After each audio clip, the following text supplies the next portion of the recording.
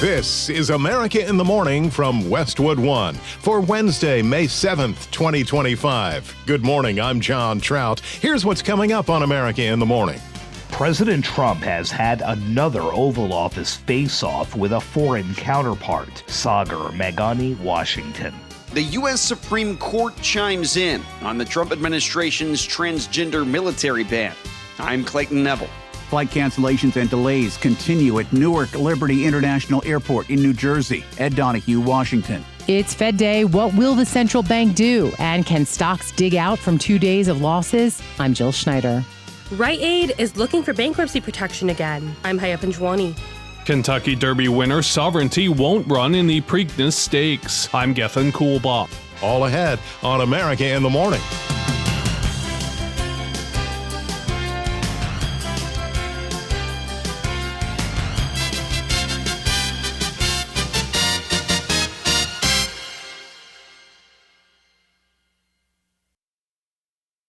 President Trump meets with the new Canadian Prime Minister Mark Carney at the White House. Correspondent Sagar Meghani has a recap.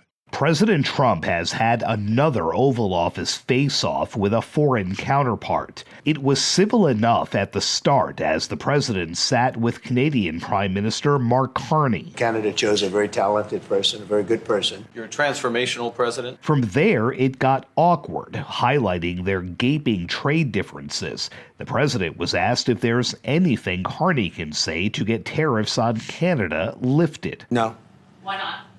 Just the way it is. While Carney rejected the president's calls for Canada to be the 51st state. It's not for sale, won't be for sale, ever. The president's response? Never say never. Even as Carney was mouthing the word never, the Canadian leader was visibly uncomfortable as the meeting went on, though the president noted it was unlike when Ukraine's Volodymyr Zelensky visited earlier this year. We had another little blow up with somebody else. That was a much different.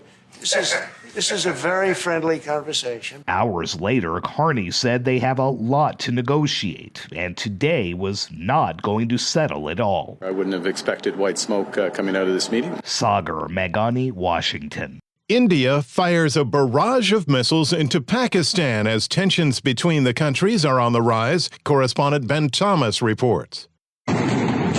India's fired missiles across the border into Pakistani-controlled territory in at least 3 locations. Pakistani security officials say a child was killed, at least 2 other people wounded. In a statement, Pakistan's prime minister says his country has every right to give a robust response to what he calls an act of war. India says it was striking infrastructure used by militants. Tensions have soared between the nuclear-armed neighbors over last month's militant attack on tourists in the Indian-controlled portion of Kashmir. I'm Ben Thomas. In response to the missile barrage from India, the Pakistani government is claiming it has shot down 5 Indian fighter jets and a drone as the 2 nations are seemingly on the brink of full-scale war. The Supreme Court weighs in on the Trump administration's transgender military ban. Here's correspondent Clayton Neville with details. The U.S. High Court sided with the Trump administration when it lifted a lower court order that paused the Pentagon's transgender military ban from taking effect, which means the ban can move forward while the legal process plays out. The ruling comes as Trump officials push back against what they call woke policies. Videos circulating on social media of comments appeared to be made by Defense Secretary Pete Hegseth during a recent speech. We are leaving wokeness and weakness behind. The Supreme Court did not take up the merits of the case, but on procedure, the ban will stand for now. Dissenting justices Sonia Sotomayor, Elena Kagan, and Ketanji Brown Jackson made clear they would have denied the appeal. I'm Clayton Neville. When we return on America in the Morning, flight delays, pack your patience, and it has nothing to do with the weather after these messages.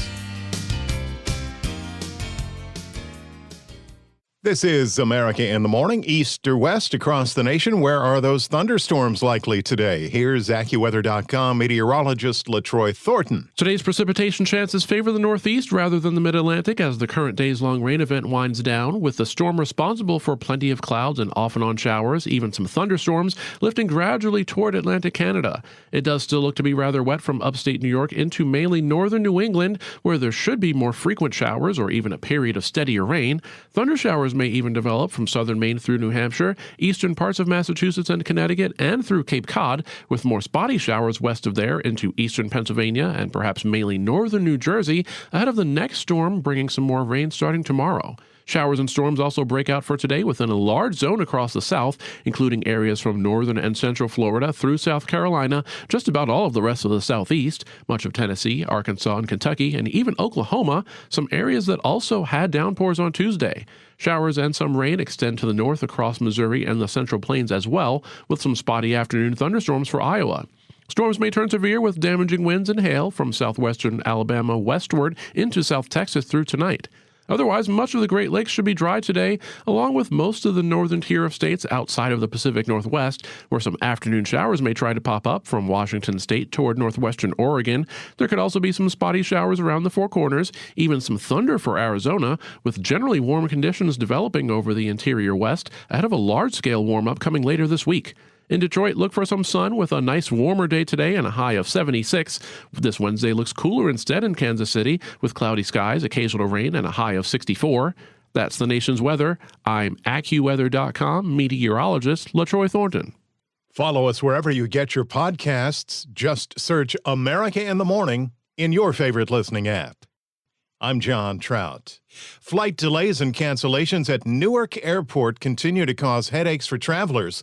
Correspondent Ed Donahue reports the hiccups aren't being caused by bad weather. Flight cancellations and delays continue at Newark Liberty International Airport in New Jersey. Transportation Secretary Sean Duffy says controllers handling the planes in Newark lost communication for 30 seconds last week after the control center's primary communication line went down and a backup line failed to kick in. The whole system needs to be redone. We need to build a brand new air traffic control system. Traffic was reduced at Newark to ensure safety. Senate Minority Leader Chuck Schumer says President Trump's FAA has failed spectacularly this year. We have seen chaos throughout the administration, and clearly it's here at the FAA, an agency that cannot afford any chaos whatsoever, because lives are at stake. Duffy's FAA overhaul has been in the works since the aftermath of the deadly mid-air collision over Washington, D.C. in January. Ed Donahue, Washington. Flights at 4 airports around Moscow are temporarily suspended, disrupting Russian preparations for VE Day.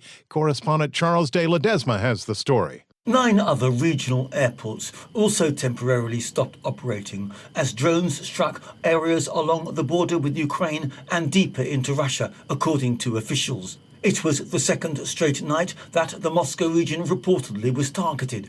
The drone assault may threaten a planned Russian unilateral 72-hour ceasefire in the more than 3-year war, to coincide with celebrations marking Russia's Victory Day in World War II. In Moscow, presidential spokesman Dmitry Peskov says President Putin's initiative for a temporary truce during the Victory Day holidays is relevant. The appropriate instructions have been given by the Supreme Command. Meanwhile, at least 4 people were injured following a Russian drone strike on Ukraine's second-largest city of Kharkiv, officials say. A total of 20 strikes were reported in 4 districts of the city, causing outbreaks of fires, including one in the city's largest markets. I'm Charles de Ledesma. Tough pill to swallow for Rite Aid. When America in the Morning continues after these messages. Welcome back. You're with America in the Morning. The Business Report is brought to you by Fisher Investments. Fisher Investments takes a disciplined approach with investing, helping clients navigate volatile markets. Learn more at FisherInvestments.com. Fed Watch and Markets Update. In for CNBC's Jessica Ettinger, here's Jill Schneider. Wall Street opens in the red after 2 days of losses. Stocks sank Tuesday after some comments by President Trump that seemed to contradict earlier comments he made on global trade deals, dashing hopes that progress will soon be made on the tariff front. And of course, there is the closely watched Federal Reserve policy decision that comes this afternoon. It is widely expected the central bank will leave its key interest rate unchanged this time around. The Dow dropped nearly 390 points, just about 1%. The S&P 500 lost 43 points, and the Nasdaq was down 154 points. Ares CEO Michael Arrighetti is hopeful things will become less murky sooner rather than later. My hope is that this will resolve itself shortly. I think that we're getting good messaging out of the administration that we should expect, some positive news here in the next week or two. My own view is the most beautiful word in the English language isn't tariff, it's certainty.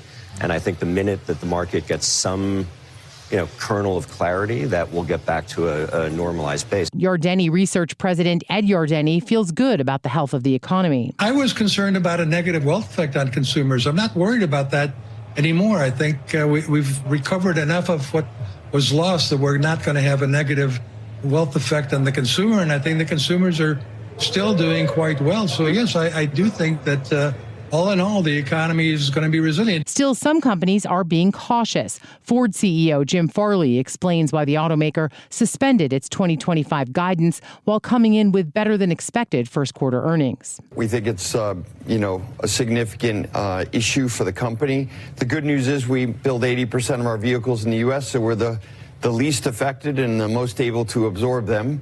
But they are significant for our company, and we're doing everything we can to mitigate them. There's a lot of things that are still unclear, and that's why we suspended guidance. Shares of Advanced Micro Devices rose in late trading after the chipmaker released better than expected fiscal first quarter earnings. The company also provided a strong forecast for current quarter revenue and says revenue surged 36% on an annual basis. Healthcare-related stocks took a hit Tuesday. Merck, Amgen, and United Healthcare were the biggest losers in the Dow.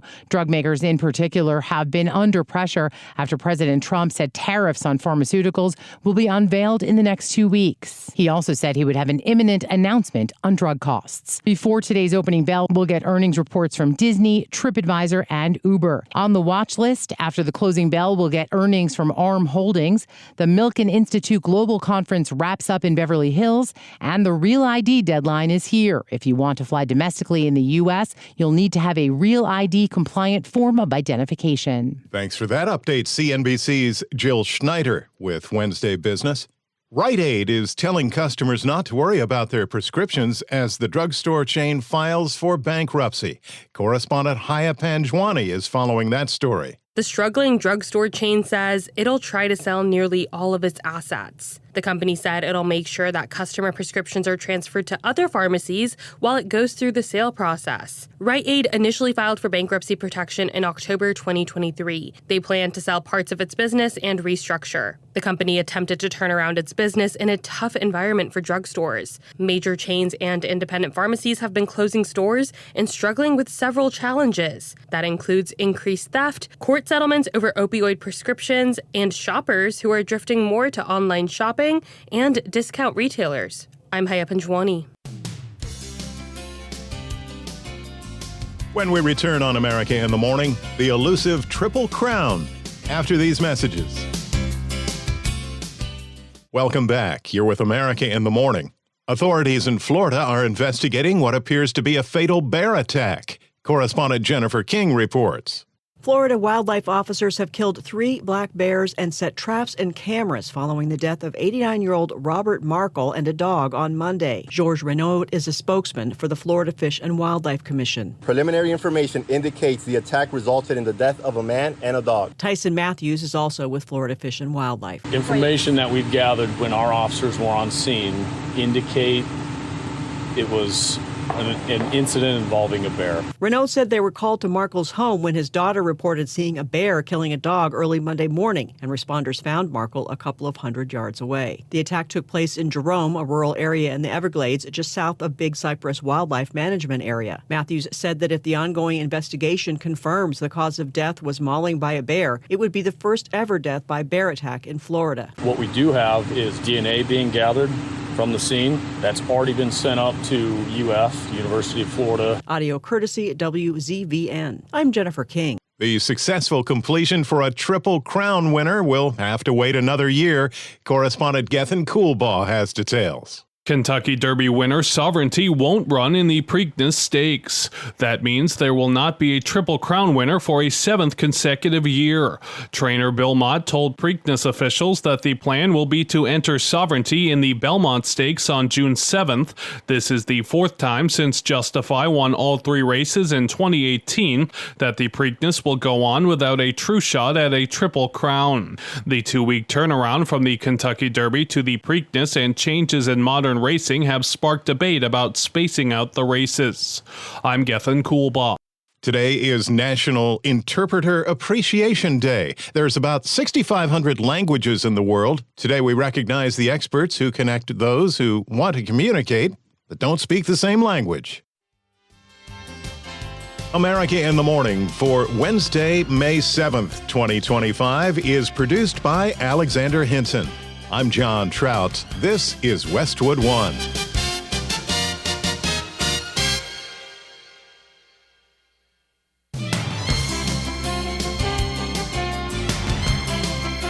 This is America in the Morning from Westwood One. I'm John Trout. Coming up this half hour. Canadian Prime Minister Mark Carney meets with President Trump in the Oval Office. I'm John Stolnis in Washington. Real ID rolls out today. I'm Clayton Neville. Columbia University, after losing millions in federal grants, is now firing dozens of staffers. I'm Rich Johnson. The Vatican is busy with last-minute arrangements to get ready for the conclave to elect the next pope. Tricia Thomas at the Vatican. Not much home cooking in the playoffs. I'm Robert Workman. That and more when America in the Morning continues after these messages.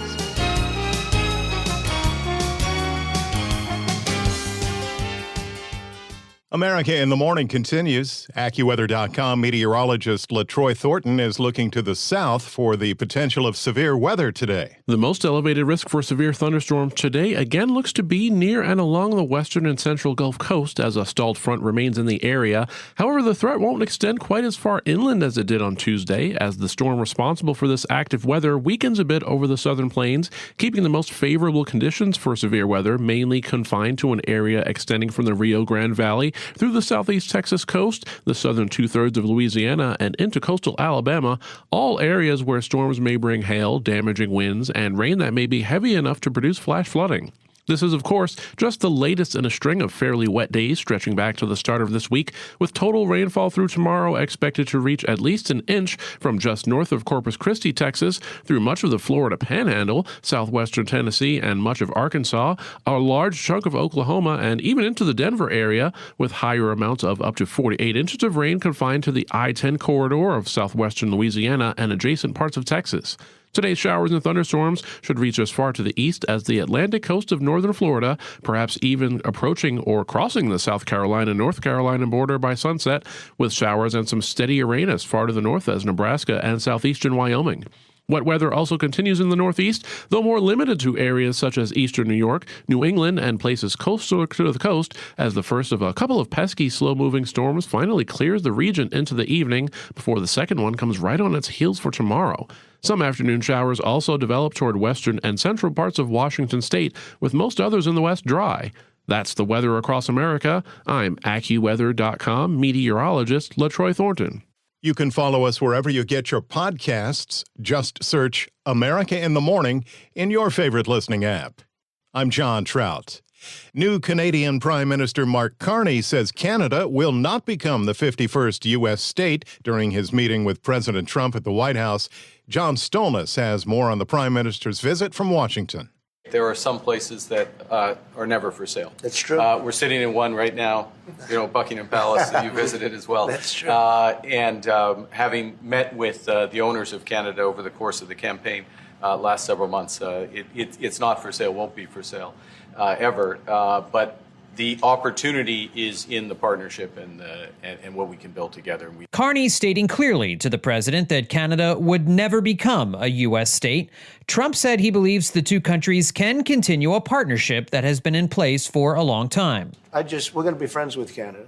regardless of anything, we're going to be friends with Canada. The meeting came with unprecedented tensions between the U.S. and its northern neighbor following Trump referring to Canada repeatedly as our 51st state, tariffs put in place against Canadian goods, and insults to Carney's predecessor.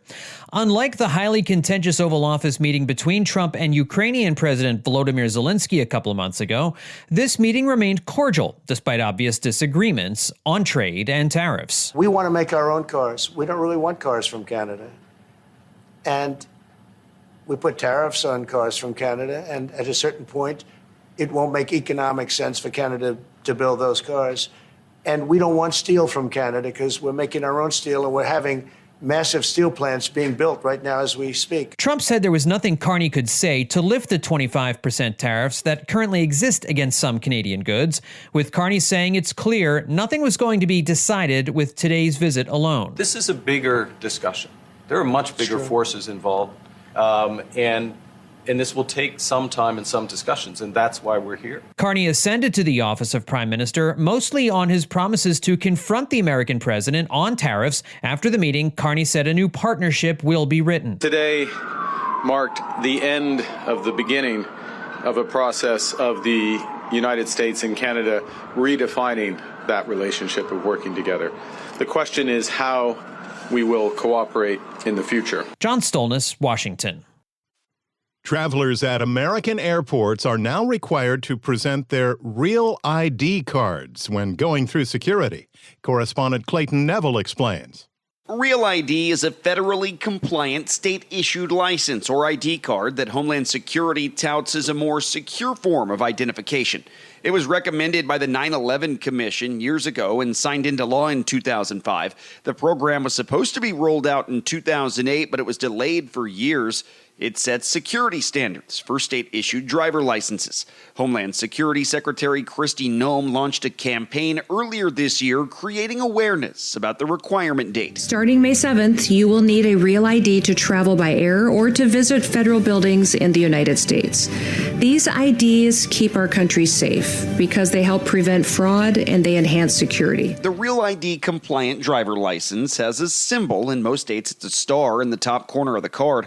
Secretary Noem testified about the ID this week on Capitol Hill. 81% of the travelers that travel by airline in the United States today are already compliant. So they have IDs that already they will be able to use just like they normally always have been. We will be honoring passports, other federally recognized IDs, tribal IDs will be recognized. So what will it look like today and moving forward? Folks will come through the line and will issue their ID and show it. If it's not compliant, they may be diverted to a different line, have an extra step, but people will be allowed to fly. Secretary Noem did insist to lawmakers that Americans will not be kept off their planes as the program is launched. We recognize that this is a security issue.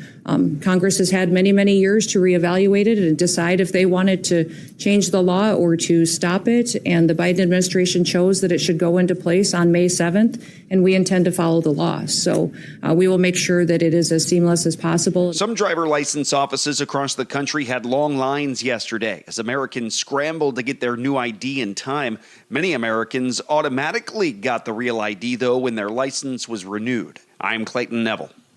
The U.S. Supreme Court weighs in on President Trump's order to ban transgender people from serving in the military. Correspondent Sagar Meghani files this report.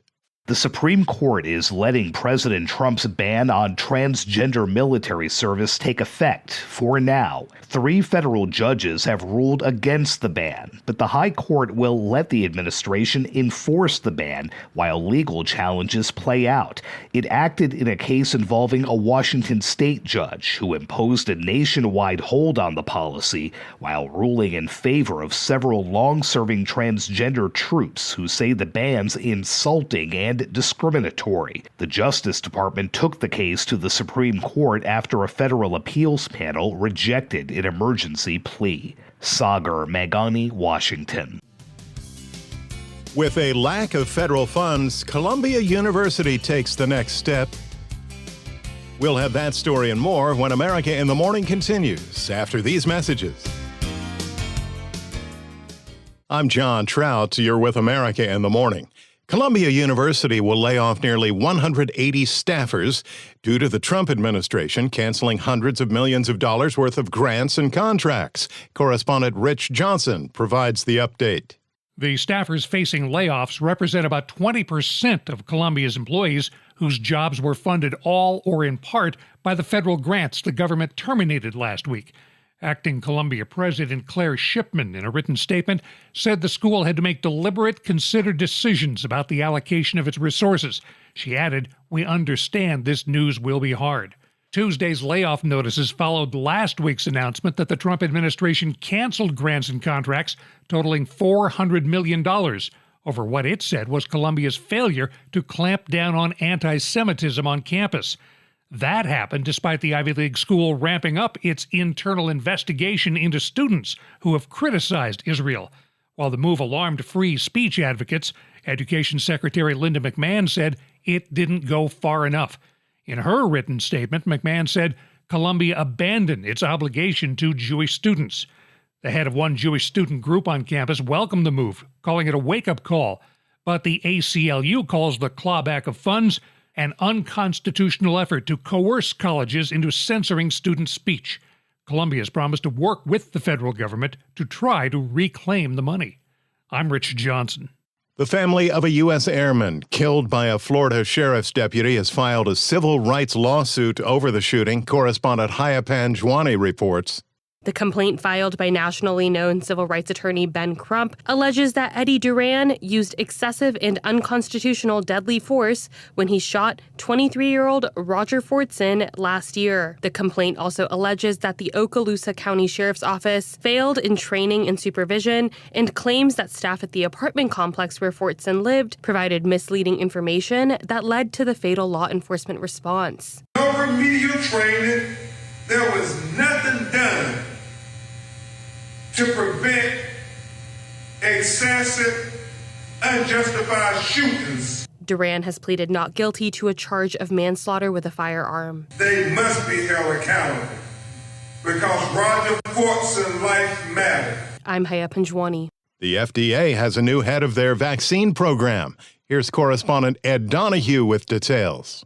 Dr. Vinay Prasad replaces Dr. Peter Marks, FDA's longtime vaccine chief, who resigned in March after clashing with Health Secretary Robert F. Kennedy Jr. over the safety of vaccinations. In a social media post, Prasad likened Marks to a bobblehead doll that just stamps approval. His medical training is in cancer and blood disorders and first came to prominence among academics more than a decade ago for a series of papers scrutinizing the evidence behind new cancer therapies. Ed Donahue, Washington.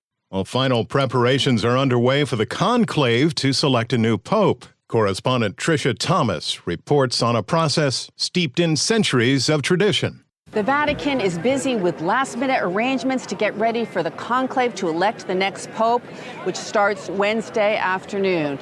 The cardinals will be able to go into the Santa Marta residence inside the Vatican walls. They will be staying there throughout the conclave, and the Vatican has set up a jamming system, so they will not have access to internet or cell phones, so that the conclave will be conducted in complete secrecy. The only way we will know of the election of a pope is when we see white smoke coming out of the chimney on top of the Sistine Chapel. Trisha Thomas at the Vatican. A Russian journalist who escaped house arrest has resurfaced safely in Paris. Here's correspondent Charles de Ledesma with that story. Russian authorities had arrested the veteran journalist and film critic Ekaterina Barabash, born in Kharkiv, Ukraine, upon her return to Russia from a film festival in February. She was put under house arrest, facing a 10-year prison sentence for posts condemning Russia's full-scale invasion of Ukraine. The outspoken war critic tore off her electronic monitoring tag and, with the help from the group Reporters Without Borders, escaped, covering 1,700 miles, using clandestine routes to evade surveillance. It was very dangerous, it was frightening, because the cameras are everywhere, and we didn't know if they sent the instruction to local police. Reporters Without Borders Director General Thibaut Brutin says no journalist can report freely in Russia now. Every journalist is under surveillance and could be repressed by the Kremlin. I'm Charles de Ledesma. America in the Morning continues with today's tech report and correspondent Chuck Palm with the story of Cisco Systems.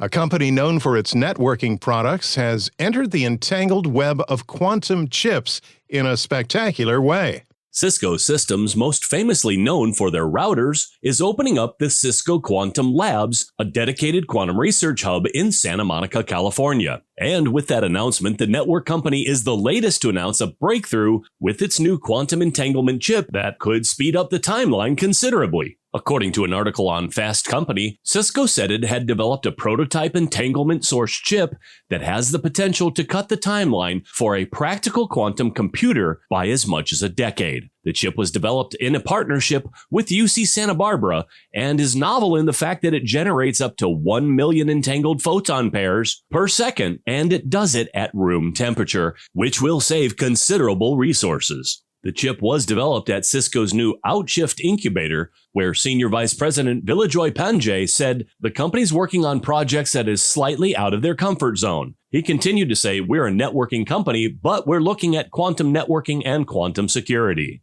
You can find me on X at Chuck Palm. A check of midweek sports. Here's Robert Workman. NBA Conference semifinals on Tuesday. In the East, the Pacers surprised the Cavaliers again, 120-119, taking a 2-0 series lead as they head home for games 3 and 4. Tyrese Halliburton sank a 3 with 1 second left as Indiana closed out the game on an 8-0 run. The end of our season has looked a lot like this. We've had many games where you could take a screenshot at any moment and be like, how did they win this game?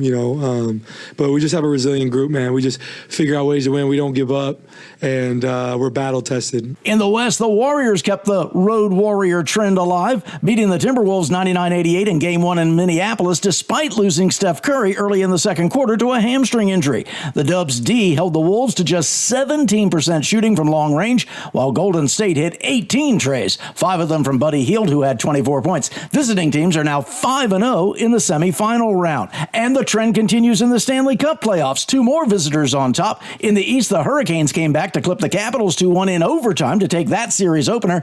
Jacob Slavin finding the net through traffic 3 minutes into OT. And in the West, the Oilers rallied for 3 goals in the third to knock off the Golden Knights 4-2 in Game 1 in Las Vegas. Edmonton setting an NHL playoff record with its 5th consecutive come-from-behind victory. Baseball, the Yankees used a 10-run 7th inning to power past the Padres 12-3. Austin Wells singled in the tie run to start the rally, then capped it with a grand slam. Giants scored 9 times in the 11th to crush the Cubs 14-5. Walk-off 10-inning wins for the Marlins and the Braves. Bobby Witt Jr.'s RBI single in the bottom of the 9th gave the Royals a 4-3 win over the White Sox. The Mariners scored 3 in the top of the 9th to get by the A's 5-3. And the Angels got 6 in the 8th to bash the Blue Jays 8-3. That's Wednesday Sports. Marvel movie Celebrity Trial. Those stories when America in the Morning continues after these messages. This is America in the Morning. The latest Marvel movie gets a new name. Correspondent Kevin Carr has that story. In the wake of a $160 million #1 opening weekend worldwide, Marvel has changed the name of its latest film. We are the Thunderbolts! Can't call ourselves that. God, thank you. The ragtag group was not unified on their name in the movie, regarding it as temporary. Even in the marketing of the film, the title included an asterisk to indicate there was more to come. The Avengers are not coming. Well, not exactly. On Monday, the cast got together to reveal a new name for the film. The title, The New Avengers, indicates this new team will be the core characters in the upcoming Avengers films Doomsday and Secret Wars.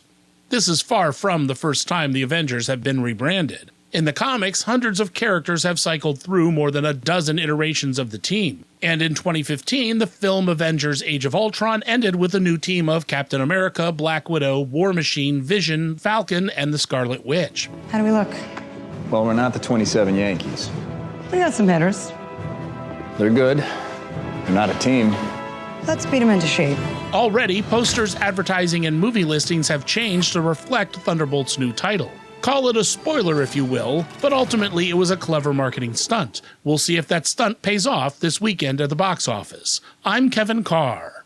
Update to our story from yesterday. Little progress has been made in selecting a jury for the trial of disgraced music mogul Sean Diddy Combs. Correspondent Julie Walker is following proceedings.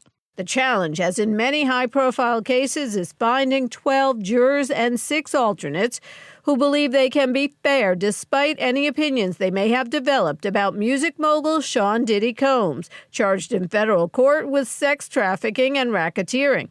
The majority of prospective jurors questioned most of Tuesday disqualified after lawyers for Combs and prosecutors cited flaws in their answers to questions. Many said they saw the infamous hotel tape of Diddy beating up his former girlfriend and accuser, Cassie. Prosecutors say Combs exploited his fame and fortune to sexually abuse women and destroy young lives, while defense attorneys say he engaged in sexual activity with consenting adults. Julie Walker, New York. And that's our show for today, Wednesday, May 7th, 2025. America in the Morning is produced by Alexander Hinton. I'm John Trout. This is Westwood One.